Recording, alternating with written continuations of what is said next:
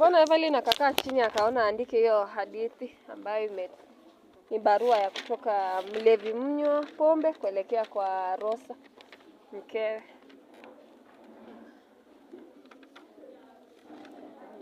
Moja ni kutuonyesha athari ya ulevi. Jambo lingine mnadhani mbona aliandika hiyo hadithi? Ama umejifunza nini kutokana na hadithi yenyewe? Sio tulikimbilia tu vitu vyovyote kwa sababu ni vya tamaa mbele, mauti nyuma. Hivyo alikuwa anadhibitisha ukweli wa methali hiyo. Wenye mjasoma Morino unajifunza nini?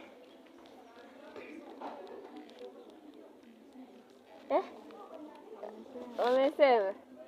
Hata wengine tumeona nafasi ya katika jamii kwa kiasi fulani. Haswa kwa jamii ya kisasa ambapo hata mwanamke ana uwezo wa kurithi, si kama kitambo. Sasa hivi hata mmeo akifa unaweza kurithi mali yake. Haya, tunaweza kuangalia basi maudhui, mbinu na wahusika ambao wamo pale. Na watu wakiendelea kuangalia hayo, tunaona hadithi yenyewe imeandikwa katika usimulizi wa kwanza. Usimulizi umo katika nafasi ya kwanza. Nafsi ya kwanza. Anaweza kuuliza mbona unadhani alitumia nafsi ya kwanza kuandika hiyo barua?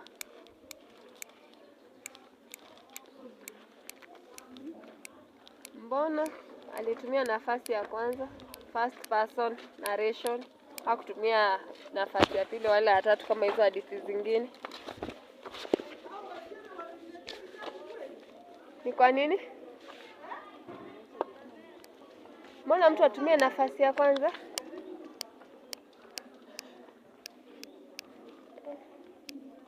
Wewe. Mbona tutumie nafasi ya kwanza? Haya, tuandike basi. Umuhimu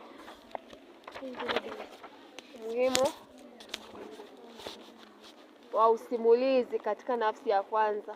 Umuhimu wa usimulizi katika nafsi ya kwanza. Umuhimu wa usimulizi katika nafsi ya kwanza.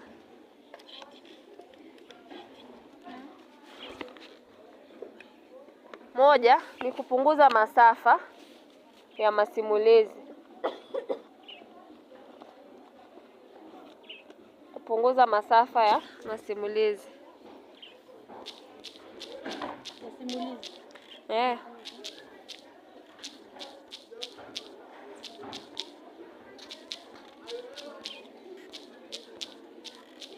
So ndio sababu ya kwanza, unapunguza masafa. Ingekuwa ni tuseme nafsi ya tatu, mimi ndio naelezea jinsi mnywa pombe, Moha na wengine walivyopata ule mkasa. Ingekuwa ni hadithi fupi refu sana, si ndio? Hata wengine wangechanganyikiwa, lakini kwa sababu wametumia nafsi ya kwanza inakuwa ni rahisi. Sasa tunajua mwenye kuandika barua yenyewe ni mnywa pombe, ana rafiki anaitwa Moha. Moha alikuwa ameuza kitita chake cha shamba, wakaenda kulewa. Walipokuwa wakilewa pale kwa hicho kibanda pakawa na vijana wazee ambao waliingia mle ndani. Kidogo kidogo kukawa na vurugu. Kisha kuna yule mwanamke aliyekuwa akiuza pombe akaanza kuwaibia na kuwapora mali. Kidogo wakasikia sauti, ajali. Kwenda kuangalia wakapata ni mkasa wa moto, kuna askari pale. Ingekuwa ndefu sana ikiwa tunaeleza katika nafsi ya pili au ya tatu. Hivyo tukitumia nafsi ya kwanza inapunguza hayo masafa. Pili, kusaidia katika uelewaji.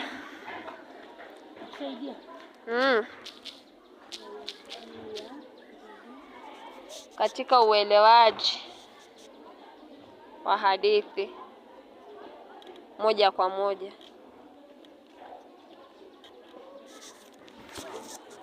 Kusaidia uelewaji wa hadithi moja kwa moja.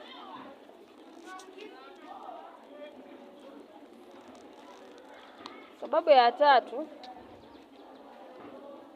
ni kumwathiri msomaji kihisia. Kumwathiri msomaji kihisia. kumwathiri msomaji kihisia, emotionally, moja kwa moja. Unajua unaposoma kwa sababu imo katika nafasi ya kwanza, unajiona pale ndani, sivyo? Unaona ni kama ni wewe unazungumza yale. Unaona in reality. So inaleta uhalisia kama wengine niliona walikuwa wameandika kwa hoja zao. Ndio sababu ameweza kutumia hizo. Zingine nitaongezea. Umwathiri msomaji kihisia. Umeandika kiakili.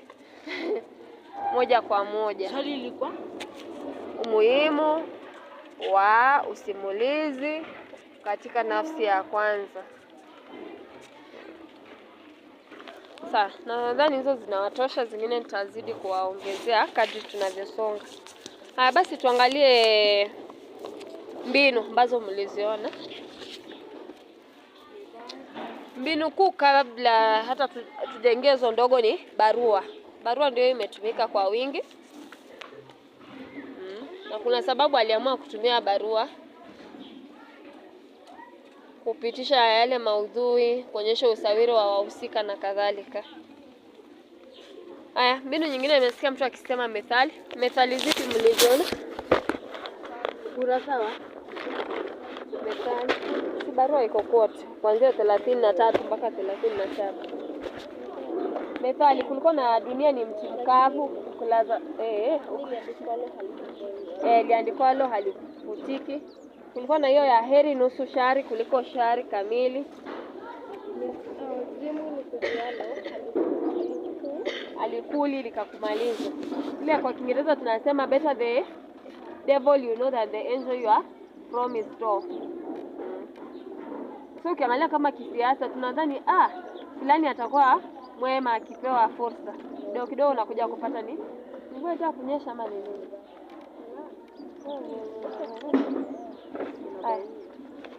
Haya. Pia kulikuwa na nida hata zile sauti ajali moto inaonyesha hisia. Kulikuwa na takriri. Kuna neno limerudiwa sana haswa mke wangu. kwanza ulezi. Mlevi limerudiwa ili kusisitiza ujumbe. Faima limerudiwa pia. Walbalari. Si methali. Ni shita nakali ya sauti. Ni nahau. Acha kama mtu amekuwa na huo moyo kabisa. Haya. Pia katika takriri kulikuwa na ninaomba moyo wako, nafsi yako, akili yako na kila kitu chako. Neno ako limerudiwa. Kuna tanakuzi au kweli kinzani. Kusherekea kama wajinga werevu. Inaweza kuwa mtu ni mjinga na pia ni mwerevu kwa wakati mmoja. Hivyo kuna kweli kinzani pale. Unajua hata mtu mlevi hawezi kubali kwamba ulevi wake unaathiri. Utapata anajaribu kujitetea. They are very defensive. Sio kama mmekutana nao. Na mtu anaweza kwambia wale wengine wanaenda hata kanisani lakini tabia zao ni mbaya hata kuliko sisi walevi. Sisi walevi hata tuna ushirikiano. Sasa hivi kama ulikuwa unabugia kama ni sigara yako naweza kuachana hata hatujuani. Lakini nyinyi mnaenda kanisa hata mwenzako anaweza kuwa na shida usimsaidie. I don't know kama mmeona hayo katika jamii, but tutapata yapo. Mbinu nyingine kulikuwa na maswali au tashbihi Kutokana na kama dunia ilipita. Ni ukurasa 34. Aya.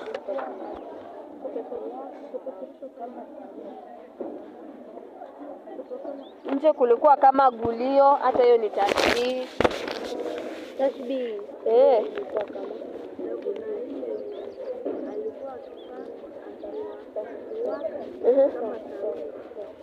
Hiyo tanuri ni furnace.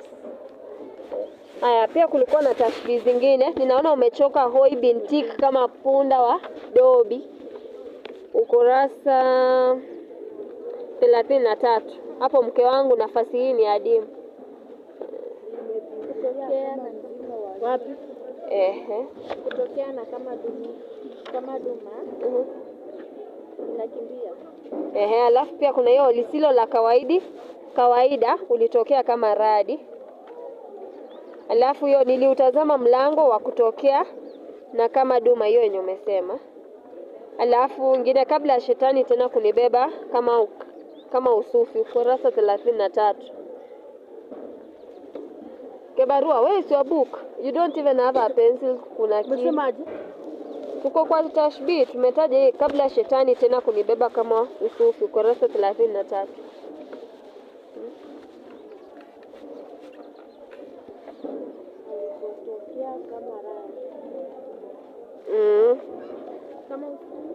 Kama usufi. Kuna tashkhisi, mbinu ya uwaishaji.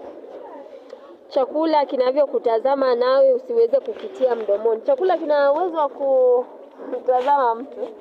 Tumepewa sifa za kibinadamu. Hiyo ni tashkhisi.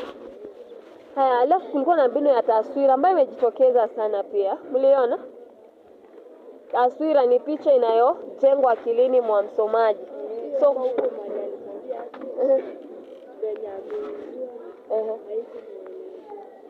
so kuna taswira 6. Taswira oni, kama hapa anaona eti bibi yake anamtafuta kila mahali. Kuna taswira sikivu hapa. Ninasikia sauti yako. Umemwona mume wangu mlevi huku magharibi. Hiyo ni taswira sikivu. Hata pale aliposikia watu wanasema ajali, tumevamiwa askari, hiyo ni taswira sikivu. You are using your sense of hearing, kusikia, kupata hiyo taswira sikivu. Pia kulikuwa na taswira oni. Anaona Moha akifa. Anaona pia yule askari ambaye anaenda kumwokoa mwenzake akimwambia amka. Alafu wanaangamizwa na ule moto wameshikana. Kulikuwa na taswira mwendo, mliona? Taswira mwendo, mtu anatoka kutoka sehemu moja akielekea nyingine. Hiyo bado iko chini. Kwa mfano, mnywa pombe mwenyewe anatoka kutoka kibanda, wakakimbia wakielekea kwa mkasa wa moto. Haya, pia alipokuwa pale ndio ametoka kule ameenda kununua mtungi, amenyimwa. Kuna wakati ameanguka chini na askari anamwambia atoka, haya ni mafuta ya kifo, lakini hasikii. Hiyo ilikuwa ni taswira mwendo. Hata hapo anaposema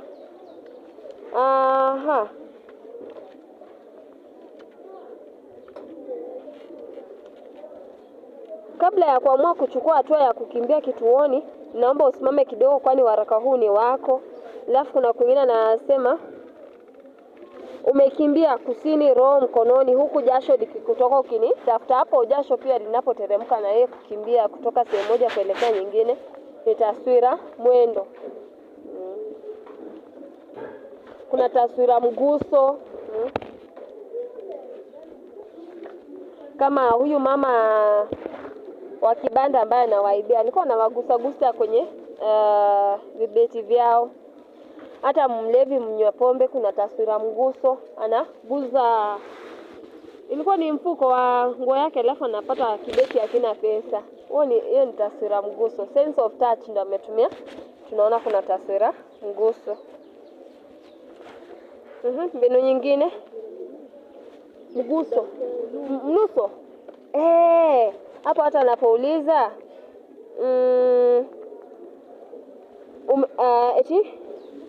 umemwona, umeuliza mashariki wapo kuna yeyote aliyeniona au kusikia harufu yangu. Hata hapo anapovuta sigara kuna taswira mnuso. Tuna imagine venye tu hiyo sigara after aliwasha venye kunaanza kunuka, sivyo? Kuna mbinu nyingine inaitwa koja, KOJA. Koja ni yale matumizi ya koma kwa wingi. Ni wapi koma zimetumiwa kwa wingi?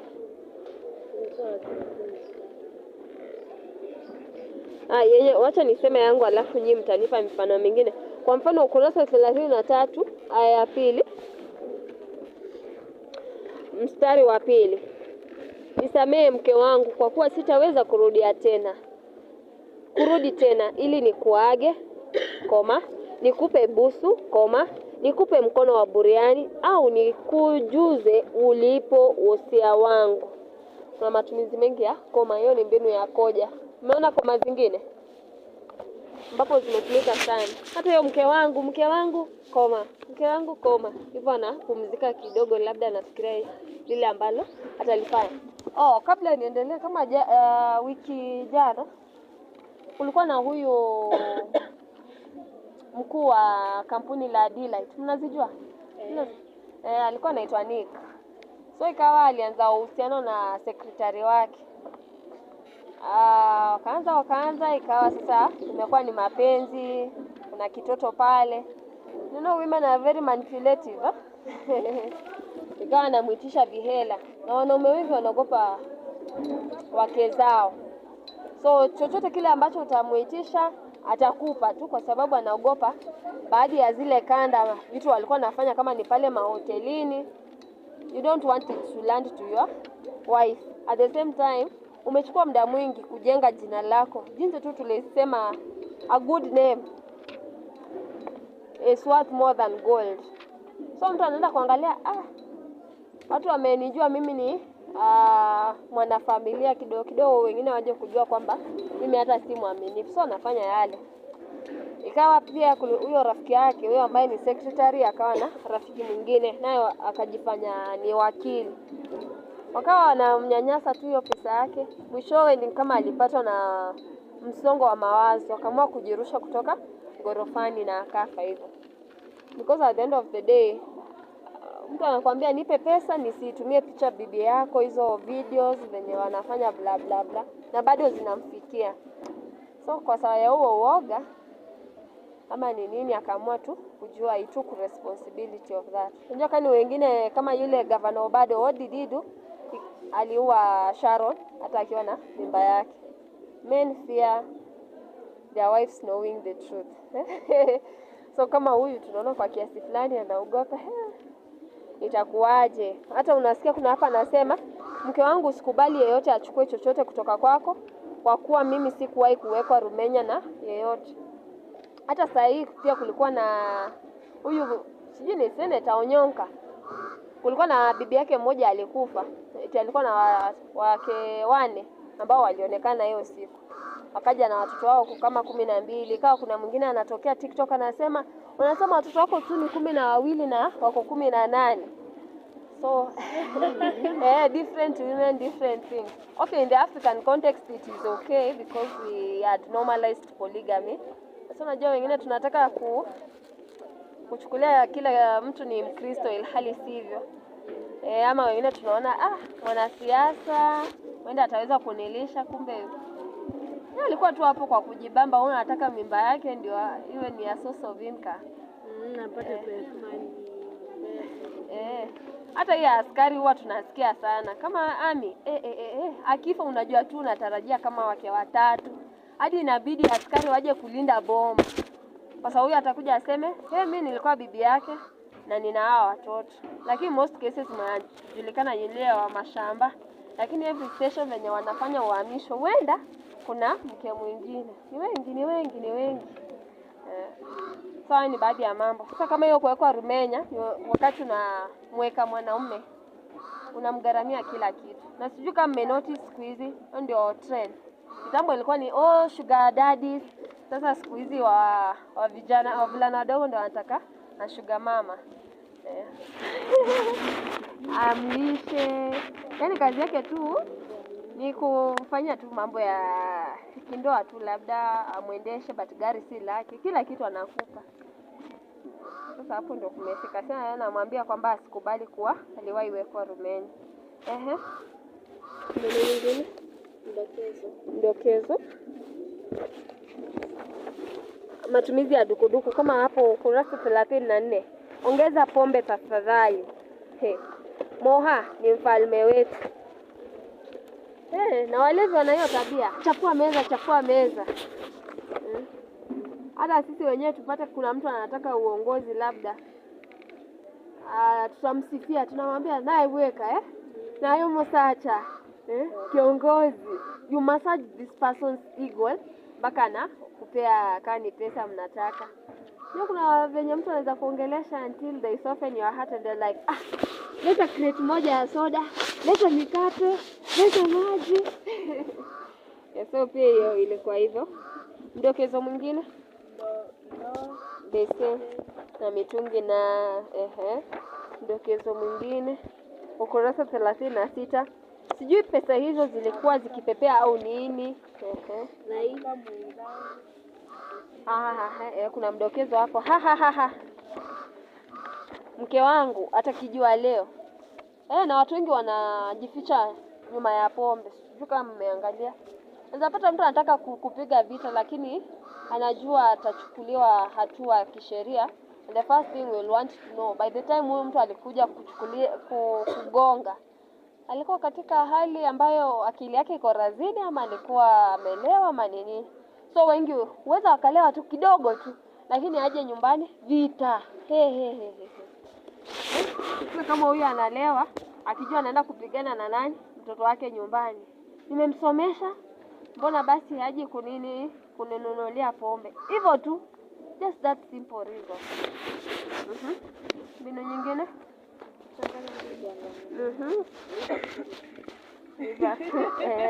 Nimetaja. Chupi yake ya chafu iliandikwa Liverpool. Kuna utohozi, benki, hospitali. Niliona gani? Kreti, beer, from the word beer. Kama sasa hivi sijui juzi tukiwa hospitali tukimchukua demo, tuliweza kuona nikaa kuna kreti mpya za pombe. Sasa ndio sijui ni gani. Mezoea kuangalia kina Tusker. Hizo ziko sijui cream kutoka nje ya kreti yake. Haya, pia utohozi unajitokeza kupitia neno profesa, beseni kutoka neno la Kiingereza basin. Wiki kutoka neno la Kiingereza week. Mbinu nyingine. Maswali bala, siwajua barua ni nusu ya kuonana. Unakumbuka ahadi zetu? Unakumbuka viapo vyetu? Ni maswali yasiyohitaji majibu. Je, ningekitia kichwa changu maji? Kurasa 34. Ameona wengine anaibiwa na yeye akubali aporo ya matoke. Ni mwerevu. Mwerevu. Haya, mbinu nyingine kulikuwa na sadfa. Siku ambayo alikuwa amelewa, ndio siku waliporwa, na pia ndipo msiba huo mkasa wa moto ulifanyika, na ni siku pia ambapo alipata ghadhabu ya Mungu, sivyo? Akaenda kuwasha hicho kiberiti, alafu tunaona ametupwa hospitalini. Ilikuwa ni siku yake ya mwisho kuonana na Moha. Hiyo ni sadfa. Tunaona Moha bibi yake alikuwa ameshajifungua. Yeye badala hata aenda kukaa na bibi yake anaamua kuuza shamba. Anasema aje? Dunia haina ngoja. Ukipata leo kitumie, ukikosa jishukurie. It's very unfortunate. Hata watu wanasema aje? Acha nikule ziishe. You only live once, YOLO. Unapata mtu anaishi maisha tu ya kiolela kwa sana sana. God provides for the birds of the air, so tomorrow will sort itself. Lakini tunajua safari ya kesho upangwa leo. Usipojipanga leo, nothing is going to change. The destiny is in your hands. So useme leo sisomi and you expect utakuwa umefika kwenye unataka ufitakani wao mtihani wako. It's impossible. Haiwezi. So pia lazima mtajipange. Mbinu nyingine kulikuwa na majazi. Kama mnywa pombe mwenyewe. Kuna kasuku. Kasuku ni parrot. Yule mtu ambaye ana maneno. Ni mtoto wake, lakini pia tunajua kasuku inamaanisha yule mtu ambaye ana maneno mengi. So utapata kasuku ndio yeye anauliza hata maswali dadi. Atakuja kuuliza. Ukurasa 37. Mwambie kasuku ukweli. Mimi mume wako nilikosa kuwajibika. Niliingiwa na tamaa ambayo sasa imeniponza. Iwapo atakuuliza, mama, dadi alienda wapi? Usisite kumjibu kwa ushujaa kuwa dadi atarudi tu siku moja. Children are very inquisitive. Atakuuliza ilikuwa aje hapo wapi? Kwa sababu hata wakija shuleni, huwa tunasema familia imeundwa na baba, mama na mtoto. Sasa yeye anataka kujua baba ameenda wapi, kwa sababu amejua ameweza kumuona sio wako wapi. Haya, nimeona ingine tabaini. Si hayati si mamati, ukurasa 37. Si hayati si mamati. Hapo juu umeiona? Aya ya pili. Inaitwaje? Tabaini. Si hayati si mamati, kuonyesha hali ambayo alikuwa ndani ilikuwa ni hali ya dharura kabisa. Mbinu nyingine,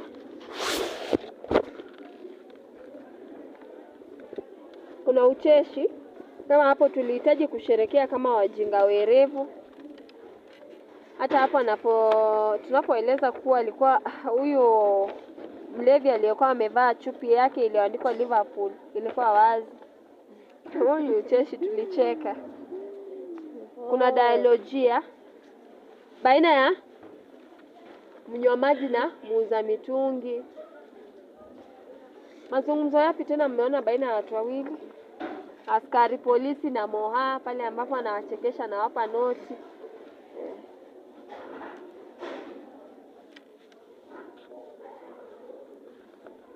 Mbinu nyingine, kwapi? Nani anajizungumzia?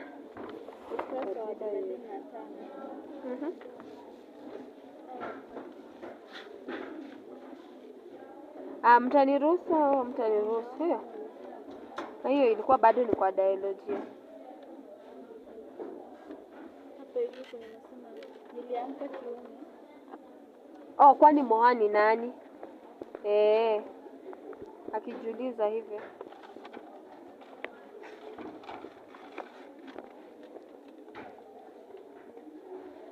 Lazima niwe tajiri.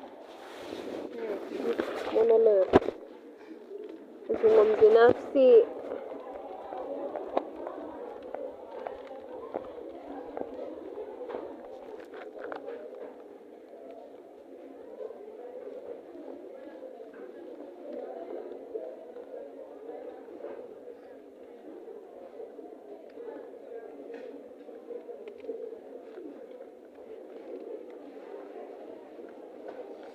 Nadhani kama tumemaliza mbinu, labda ni taja ya nahau.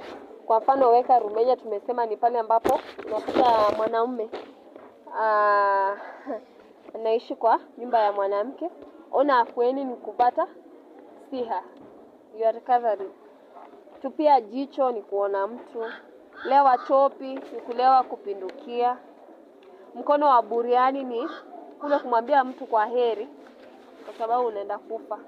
Na ingekuwa mtu amepita, tuseme na nataka kumpa kongole, tunasema ni kumpa mkono wa tahania.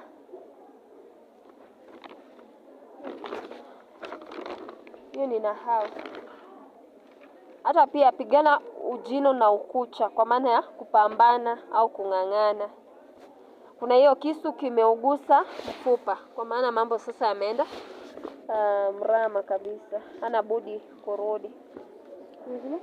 Hapa sema pigana ujino na ukucha. Hapo ni hapa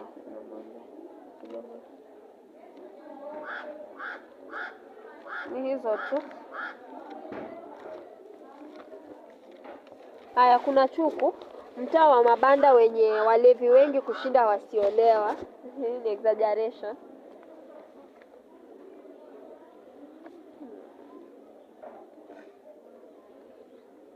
Tuangalie basi maudhui, maswala yaliyozungumziwa pale. Tuambie mwanafunzi ambaye ana shati limeandikwa March of Champions, maudhui ambayo umeyaona.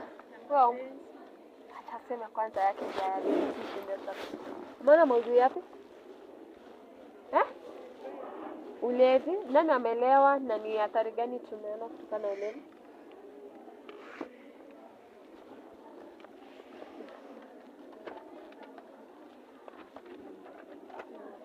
Ni mnywa pombe amelewa, sivyo? Na hata pia anabugia hata sigara, na kuna rafiki zake akina Moha.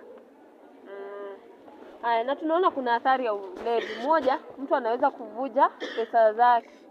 Kama huyu mnywa pombe anasema kwamba alikuwa na deni ya yule muuzaji pombe, huyo mama antilie.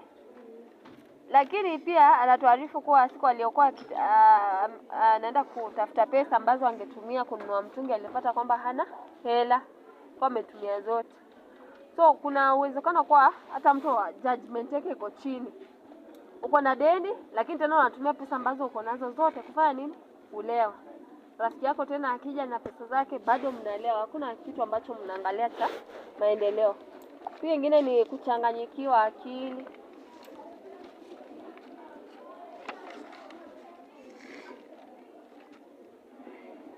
Kama hao ambao waliweza hata kuporwa, huenda ile pombe iliwachanganya akili baada ya kulewa chopi. Kuna pia kupofushwa. Nani amekuwa kipofu kutokana na ulevi? Mnywa pombe. Maudhui ya pili, Jaines.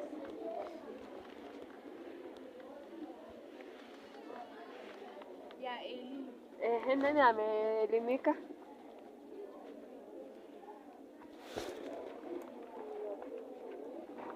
Ukurasa upi?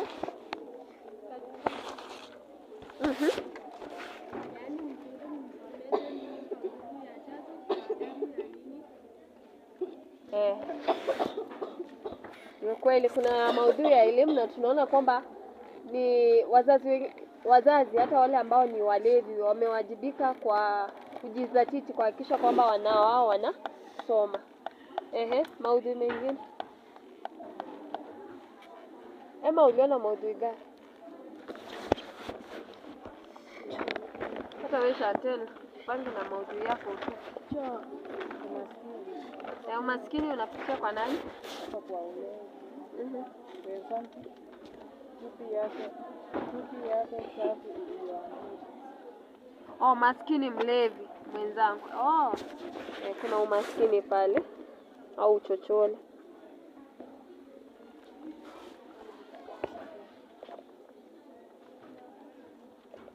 Hata ukiangalia tu ilo banda ambalo walikuwa nalewa, huo ukurasa 34 bado.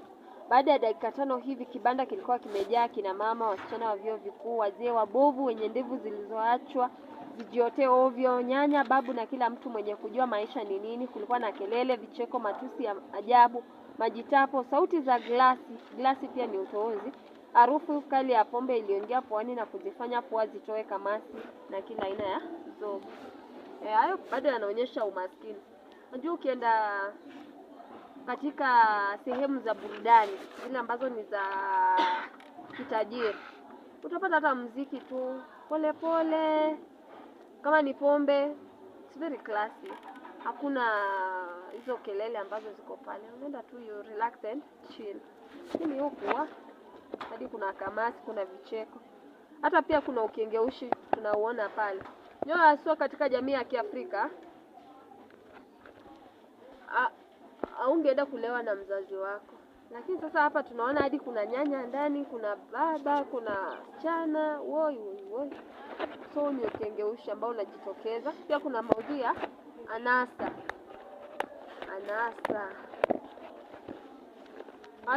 Kiasi kuwa watu hata wanauza pombe waweze wananunua pombe, wanapiga kelele, ndio wanacheka.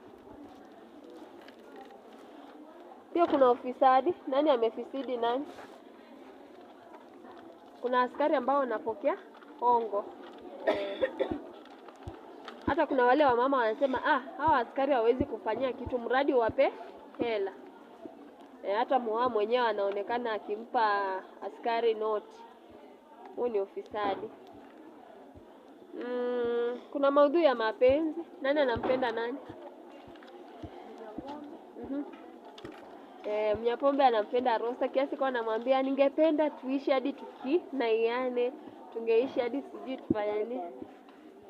Nikutupie jicho, nikupe busu. Busu ni kiss. Heri wao. Haya, pia kuna maudhui ya mauko. Watu wamekufa. Mauko ama kifo. Kuna moha, kuna askari.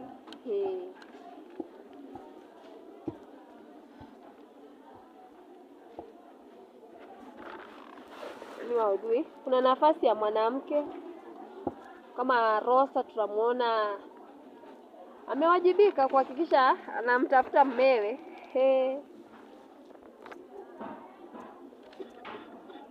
Haya, pia ni wajibu wa mke kujibu maswali ambayo yanaulizwa watoto kama dadi, mami, dadi yuko wapi?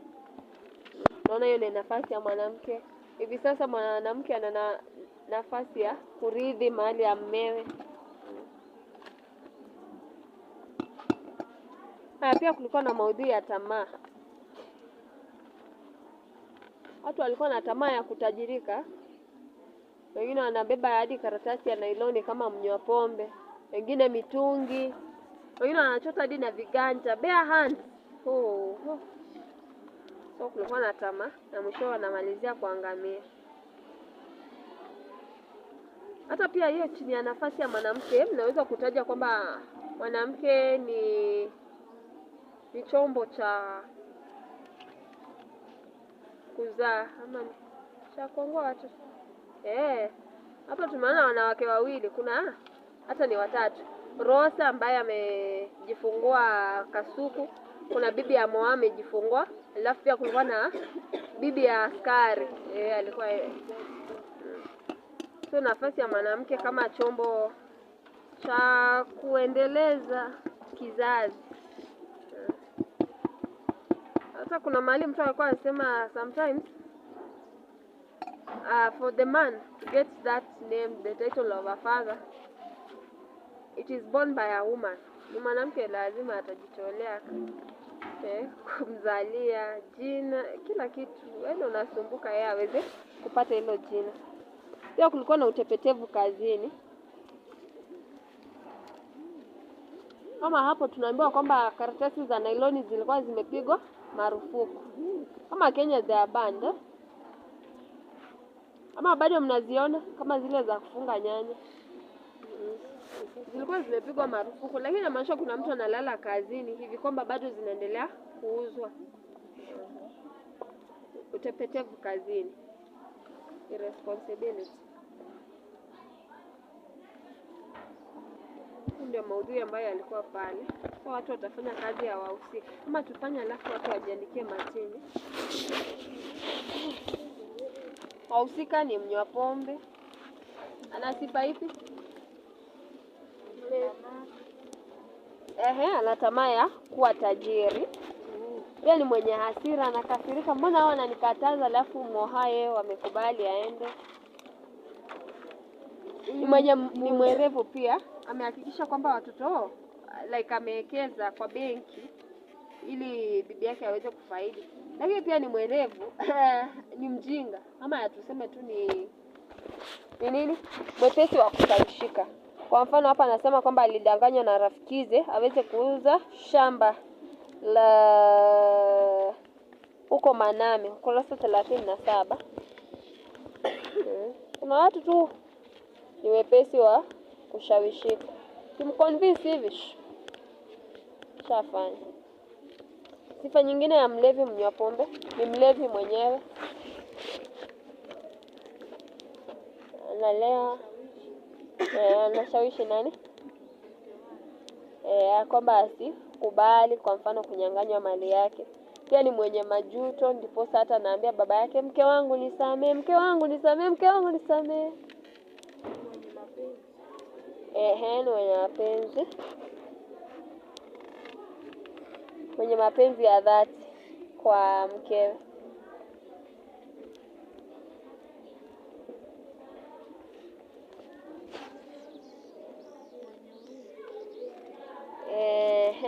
Alimhurumia bibi yake Moha, ukurasa 36.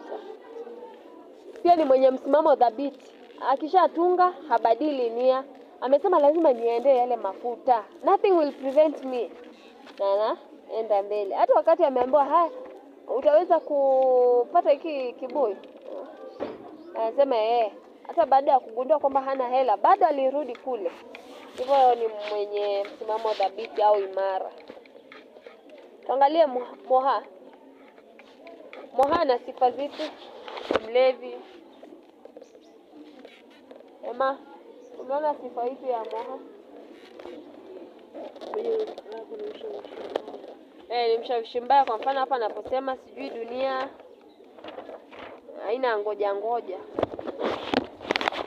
pia ni fisadi.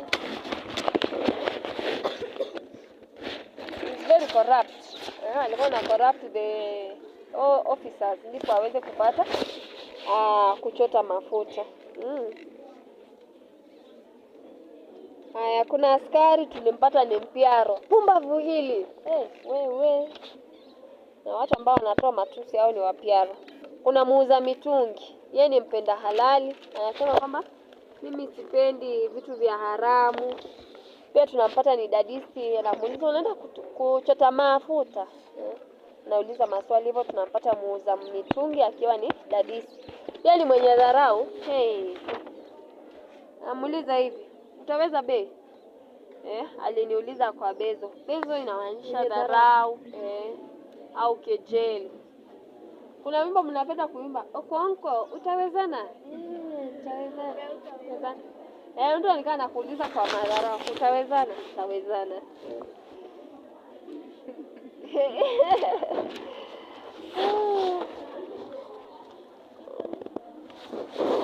Haya, mhusika mwingine ni nani? Rosa mwenyewe ni mwenye mapenzi ya dhati, ndiposa anaenda kumsaka mmewe. Ni mwenye wasiwasi. Meona bwanangu, hata amesikia harufu yake. Alafu kasuku mwenyewe tutapata ni dadisi.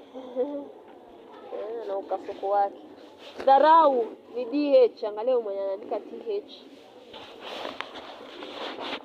Rosa ni mwenye mapenzi ya dhati, pia ni mwenye wasiwasi, ni mwajibikaji. Na watu wengine kama mimi, hata usipokuja ni shauri yako.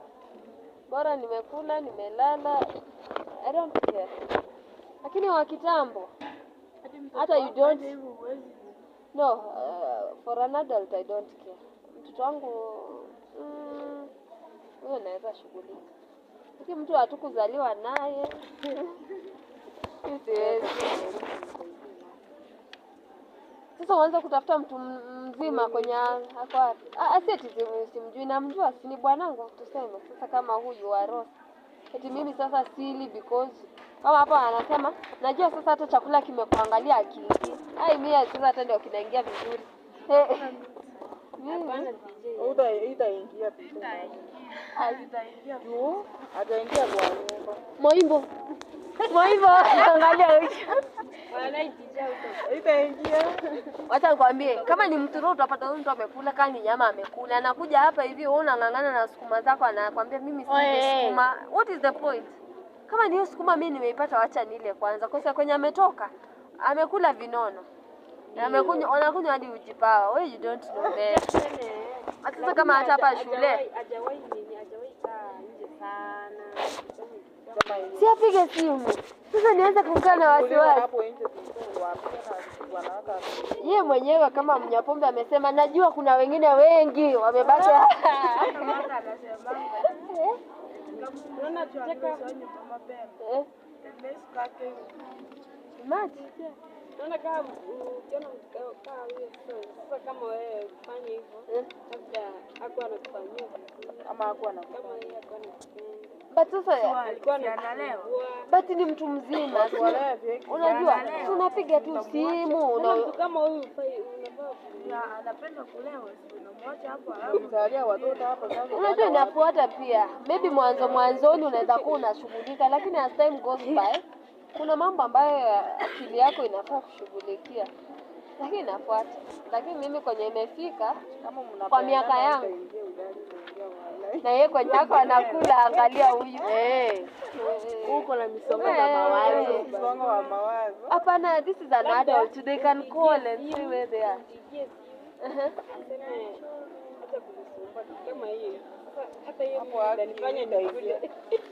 Mimi Sasa hiyo nitafanya ni- nikule nilale. Utakaa na stress. Si hapo sasa ndio utapata umezira kwa sababu amekushauri. Mimi sijui, but mimi nitakula tu kwanza. Akija basi Nishibe tutapika. Ndio tutapika akija tena. Lakini eti mimi nafanya mambo kama wale kina mama wa Kiafrika wa kitambo. Eti mpaka uje ndio nile. Mimi Lazima uningojee. Kitambo. Kama chakula. Kama kitambo walikuwa unapika unamuongoza mpaka time yana. Sitaki chakula itapoa. Kitambo ilikuwa hivyo. Haya, na basi nikaa hivyo. Upata nakuja after 2 days. Sasa sitakula siku mbili kwa saa yake. Alafu unapata this person is growing fat, you're growing thin. Jia mawazo. Kwani kitambo walikuwa wanafanya hivyo? Na watoto. So kwa napika mara mbili ama once unaga mtoto na mwekea nikiweka.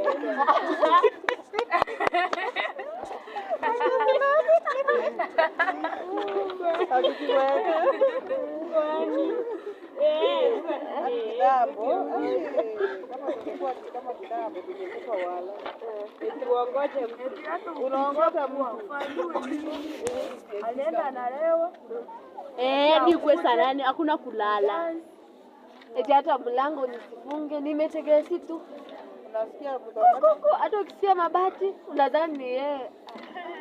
Sasa hapo mimi hiyo maisha bado. Unashtuka mlango hivyo tu akikuja. Mimi nilale nje kwa saa ya mtu mzima. Kwani sinikukarumia?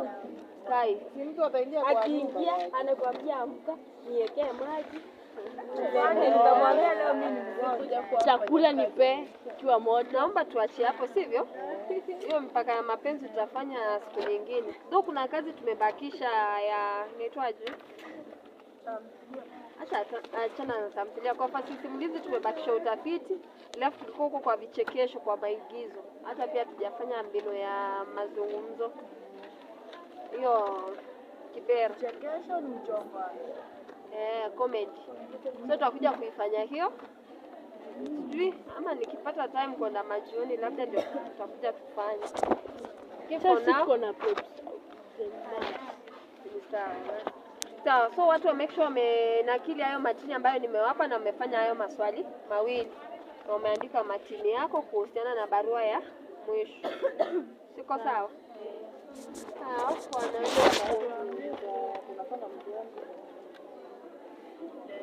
si nimejulai hapo Acha tupe clue. Tupe.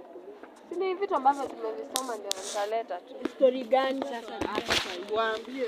Any story Anyone Ataleta hata yenye tutasoma. ni zenye tu tumesoma. Mbele ni exam ya nini? Kama atuletee hii hapa juani. Assessment ndio ya Kenya mzima, hiyo school based, but kuna mtihani wa nini hiyo tutafanya ya school ya sisi shule yenyewe ya NEC ndio nasema school based assessment, but mtihani tu ni sisi tutautunga alafu mfanye hii tunaenda kufunga hii midterm. Siko sawa. Kwa watu wasome hawawajibiki kwenye vitabu vyao vikiangaliwa. Ndio na plan vimakiwe lini. Sasa nikiwaitisha ile kwanza naleta nayo. kwa sababu wengine unapata zinamalizia kukaa mix. Kuna hiyo matini mnafaa kuna kile na kile inaenda kuangalia zote mara moja. Na watu tunapeana wengine kazi kama ya ushairi hawajibu, wanakopi tu wanaachia hapo. Tuache uzembe. Haya, naomba tukumukane basi.